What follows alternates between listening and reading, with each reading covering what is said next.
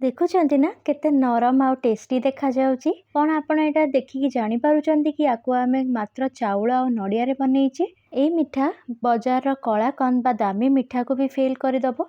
आउ सबुठु बड़ कथा याकु आमे मात्र 10 मिनिट रे बनैकी रेडी करबा। एथरा राखी पूर्णिमा रे निश्चय बनैकी ट्राई करंतु। नमस्कार, तृप्ति भोजन चैनल को आपण मानको अनेक अनेक स्वागत। चलंतु मिठार रेसिपीटी को आरंभ करिबा। सेथिपाई जेमती कि मु कहिथिली आमे गोटे कप चाउल नबा।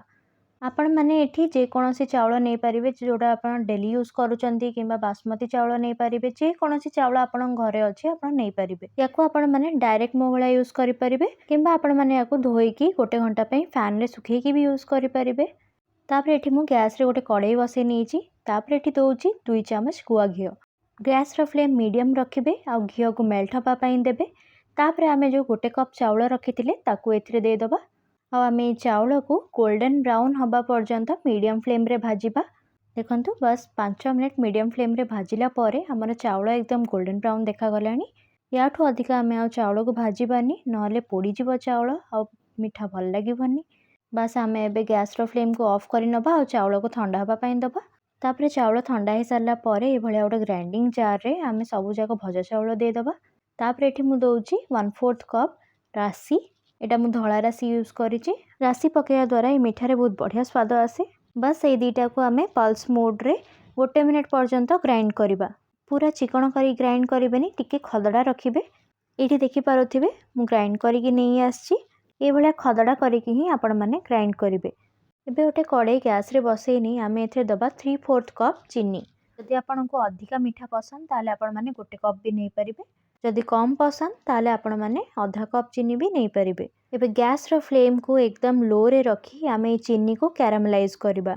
बिल्कुल भी गैस रो फ्लेम को हाई रे रखिबेनी, चीनी पोड़ी जिवो आ पिता लागिवो। दर्शक बंधु आपण माने मो वीडियो कोठु देखुचंती कमेंट करी जणेबे। एठी चीनी को आपण माने हल्का हल्का चलौथिबे। माने एठी चीनी जगह रे गुड़ भी नै परिबे। गुड़ नेले आपण माने गुड़ को मेल्ट करिबे। एठी देखि पारुथिबे चीनी हमर कैरामलाइज हे गलानी आ हल्का ब्राउन कलर भी आसी गलानी। याठू अधिका आपण माने कैरामलाइज करिबेनी, चीनी पोड़ी की पिता लागिवो। एबे आमे जो चाउल आ रासी को ग्राइंड करिकि रखिथिले सेटा दे दबा आ चीनी सहित मिक्स करि नबा। जदि आपण माने गुड़ नै चंदी गुड़ संगे मिक्स करि नेबे जेते बेले गुड़ हमर मेल्ट हे जिवो। चीनी सहित मिक्स करि सारला परे आमे एठी दबा 2 कप क्षीर। क्षीर पकई सारला परे आमे आको भल भाबरे गोळेबा। आगे क्षीर पकई सारला परे ए भलिया टिके गेटा बांधला परे हबो, किंतु आपण माने चिंता करिबेनी जेमिति आपण माने गोळेबे ए भलिया स्मूथ टेक्सचर आसी जिवो। किंतु आपण माने एटा लो फ्लेम रे करिवे। तापर एठी मु देइची 1/4 कप कोरा नड़िया। आपण माने एठी डेसिकेटेड कोकोनट भी नै परिबे। तापर आमे नड़िया सहित भल भाबरे याको मिसै नबा। एठी मु गोटे छोटो चम्मच गुजराती गुंड आ गोटे पिंच रेड फूड कलर देइची भल कलर पई। आपण माने फूड कलर स्किप करि परिबे। आपण माने याको से पर्यंत लो फ्लेम रे चलेबे जे पर्यंत ए भलिया कड़ाई रु न छाड़िबो। देखंतु पूरा कड़ाई रु छाड़ी जाउची, टिके भी लागुनी। एबे गैस रो फ्लेम को ऑफ करि नबा। मिठा को सेट करिया पई ए भलिया मु गोटे टिफिन नेची। आपण माने केक टिन किंबा को मोल्ड भी नै परिबे किंबा थाली रे भी सेट करि परिबे। टिफिन रे मु अल्प घियो देकी सब आडे लगे नेची। पर एठी मु गोटे बटर पेपर कट करिकि भी लगे नोची, जा द्वारा हमर मिठा काढिया पई सुविधा हबो।